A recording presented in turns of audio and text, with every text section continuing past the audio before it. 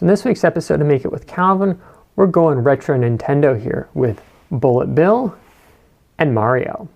No, they're not for me. So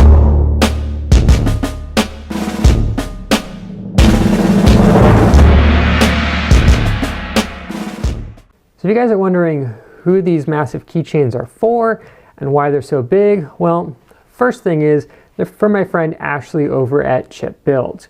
You might know her from the Glow Spinner Failed and the Glow Spinner Success and the awesome brass knife holder that I made off of literally a tracing of her knife. All awesome projects you should definitely check out, and definitely go check out her channel as well. She's got some cool, not only video game videos, but also some project videos, so I digress.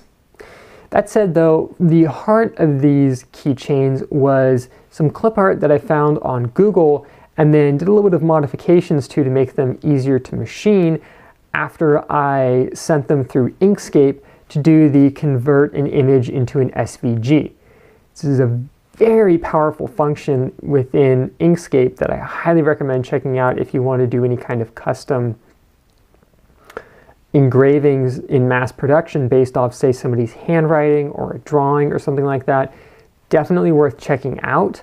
My friend Clarissa over at Make and Fake actually has a really good video where she takes a drawing that she found online and uses Inkscape to send it to a laser cutter to cut the design out. The whole taking the drawing and turning it into an SVG is in there, so definitely go check that out as well. Now when it came to the machining side of this, this is where I come in per se. After I had the drawing, I pulled it into Fusion and I scaled it to what I thought at the time was more like a keychain about this big. I was wrong. And proceeded to go in there, and where the drawing had created a gap, I just pulled that down about 2/1000 of an inch, so it created a little bit of a recessed design similar to what you see here on the keychain. Now this was actually not necessary, and looking back it was probably a wasted step, as what I should have done was just kept the drawing layer active that had the SVG drawing, pulled that into Fusion 360's cam function after I'd extruded a body, and then just selected the design that I wanted, gone into stock to leave, and pulled it down. And also while I was in there, I shut off the lead in and lead outs, which are arcs, which you don't want. And then I also turned off cutter compensation, which means that the tip of the tool will be cutting exactly along the line. That's another important thing to keep in mind. Now for the tooling, I just used a 1/16 inch 2-flute ball end mill going about 2 to 4/1000 of an inch deep. I somewhat eyeballed the depth of the piece of paper. When it started to catch, I said it was good enough, and the lines came out great, so I wasn't going to complain. Once that was done, I came along and did a simple contour pass, and you'll probably be wondering in the video that I'm going to show at the end why it did 2 passes around the outside. The reason why is when you're trying to cut things, especially plate stock that's held down with 2-sided tape, you want to keep the load on the tape as minimal as possible, and the more the load is spread out over a large area, the more it helps. So literally what I did was I taped it down, but I intentionally programmed it so it left about 5,000 stock both on the side and on the bottom. The reason why is when it was roughing it out, I didn't want to leave a nasty finish on the edge, so I had it rough it out, and I also made it do a second pass so that way the tool and the chips would not get trapped.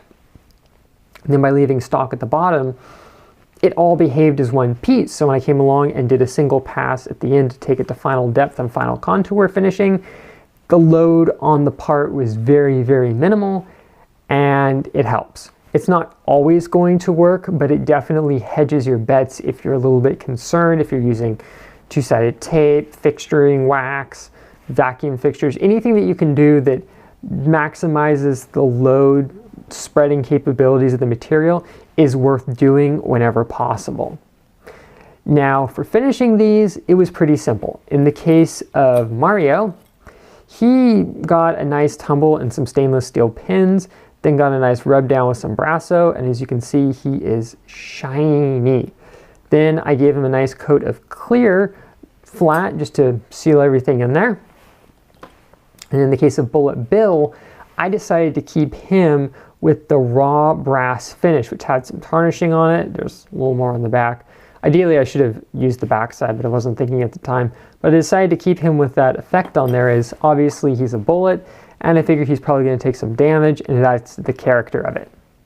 So both of them got cleared and then got the keychain holders, and they're ready to go.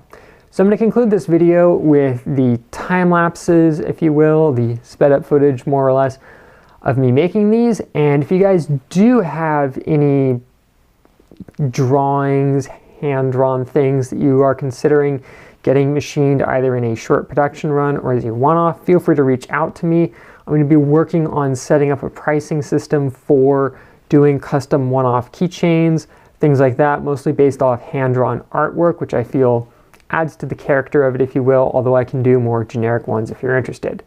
Keep your eyes out for that. Hopefully I'll have a video out sometime in the near future about that. But in the meantime, enjoy.